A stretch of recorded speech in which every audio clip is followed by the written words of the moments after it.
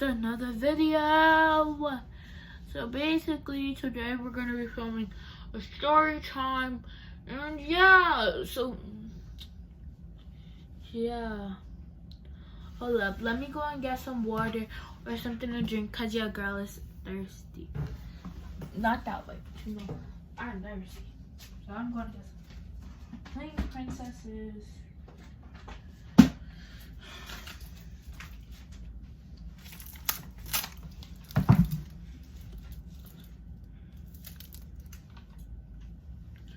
So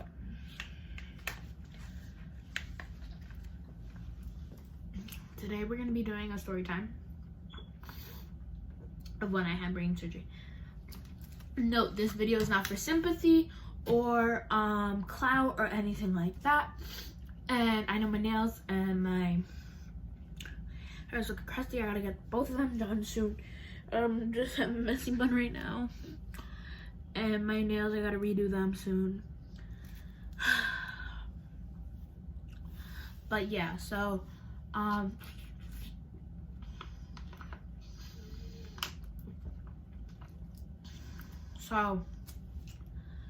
before we get on to this video, I'm gonna tell you about the first time I got, not first time, but when I got my brain surgery. So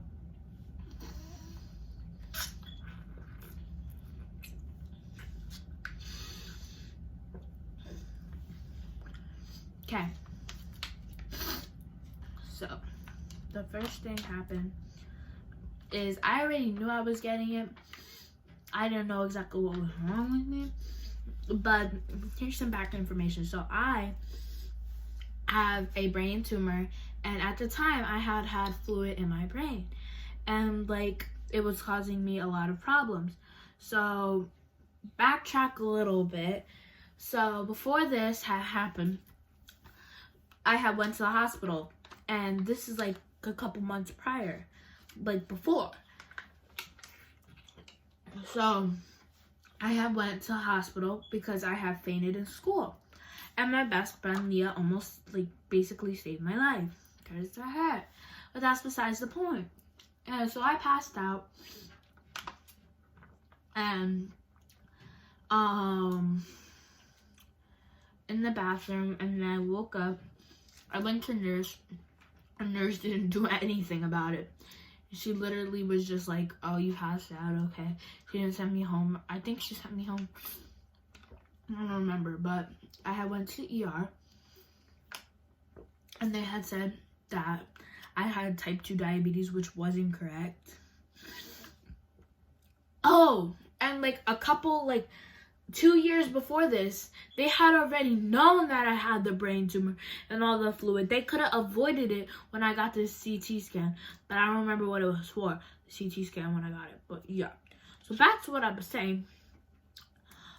We had went to the ER, and they were like, you have type 2 diabetes, and my parents were like, no, she doesn't, because at first they were like, your sugar's too high or whatever, and then I was like, oop. So then I stayed there for I think it was like a week, and then I had to stay one extra day, because then they did an MRI, which is like pictures of your brain, but you have to go into this like tube, and like it's like really loud, and you gotta stay still. You get contrast in your IV and whatever.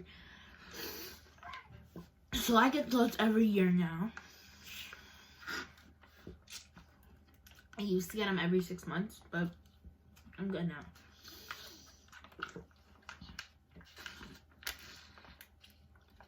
So then that happened. And then we had there, and then I was so mad that day when they said I had to stay one extra day, because apparently I moved when I knew I stay still. Like, what? So they were like, yeah, you have to stay one extra day. Mind you, my mom was crying, and I was kind of like, what is happening? Why is she crying? And I was just curious, and I was like, why is she crying? What is happening? And then she's like, you know what? You have to stay an extra day for MRI. Mind you, my mom knew that I had a brain tumor. She just thought that I was too young to know. And I was an average age. I was a good age. I was not stupid. I would think I was like, I'm 12 now, so like I was 11? 10 or 11. She's like, you're too young to know. And I was like, no, I'm not. And like, yeah. So basically, she just told me that I had water in my brain, which I knew the real reason, because you know, you girl gotta eavesdrop, girl gotta be nosy. And so basically, I had already known what was happening to me, and I just wanted to make sure my mom knew I knew. Like, so I would like ask her a million times, and she would just keep lying. But I think she was just trying to protect me. But that's besides the point. So skip to the surgery day.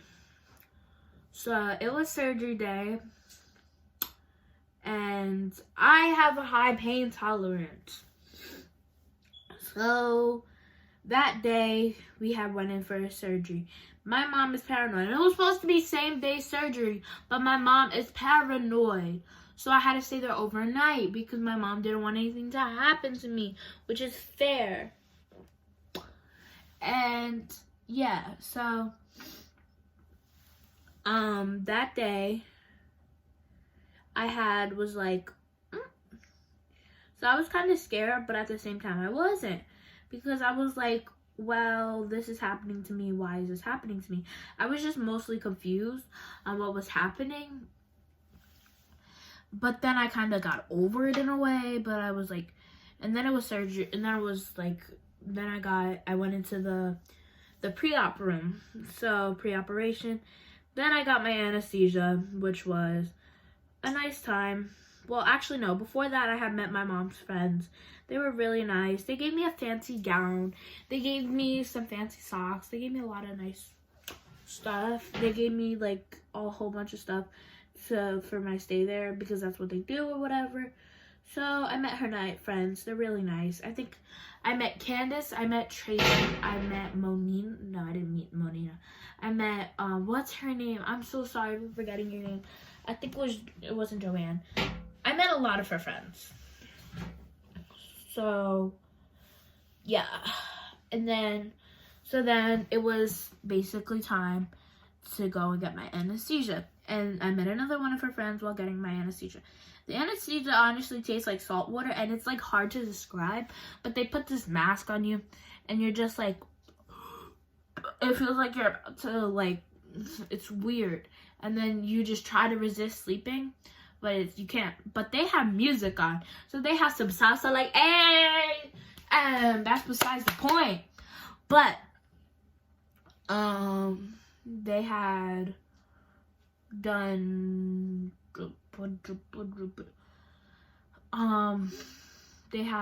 gave me my anesthesia. I had all the fluid drained out, so I have a hole somewhere in my brain, somewhere here. So I have had brain surgery. It's somewhere over there, somewhere. I have a lot of hair, so they did shave my head. I had like a small little bald spot, like right here. Like you could barely see it, but like it was definitely there. So like, yeah, they took that away. So my hair grows back fast, so you couldn't really notice it. So like, yeah.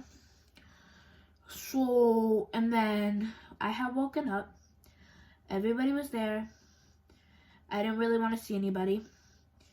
Oh, once I woke up, so this lady, I don't know her name, but she was one of the nurses, and she told my mom that she couldn't see me or whatever, and I was already woken up, and I was just mad, scared, and mind you, my little 10-year-old, 11-year-old self, I was just like, what is happening? Where is my mom? They won't let me see her. And so my mom finally came. I finally got to see my mom. And then my dad came, and then my grandmother came. So it was only like 3 people per room, like that could visit me. And then I think my aunt didn't come because she was working that day, but then she gave me some stuff and left it at my house, and she saw me and I talked to her, but that's whatever. My sister came though. She came through or whatever, but she came. That was fun. She brought me Twix. She brought my mom and a magazine. She brought me a Get Well bear that had like a blue like little ice pack or whatever, and it was super cute. Then next day, and my aunt Aaliyah was there too. The next day was when I went home, and my best friend was able to see me. So this is how you know she is a real one. So if your best friend doesn't come to see you after you have surgery or after you just came out of the hospital, she ain't a real one. She ain't a real one. So Leah came, and she came to see me, and basically she was like, hey, how you doing? And I was bored out of my mind, so I was watching Fancy Nancy, and she brought me flowers. She brought me this sea foam thing, and I was so entertained by that, and I was just playing with it at the time. She brought me flowers. I think she brought me candy too. She sat with me for a little bit. She gave me a hug. We hung out, and yeah, that was basically the time I had gotten surgery. I know this video was short, but I just wanted to post something for you guys. So yeah, so that was an interesting video. I hope you guys liked the video, and that was basically the story. So then next video, I will try and do a story time of my little Lego, and tell me if you guys like these story times, because I won't do them if you don't like them. Love you guys. Love you, love you, love you. Bye, princesses. Bye.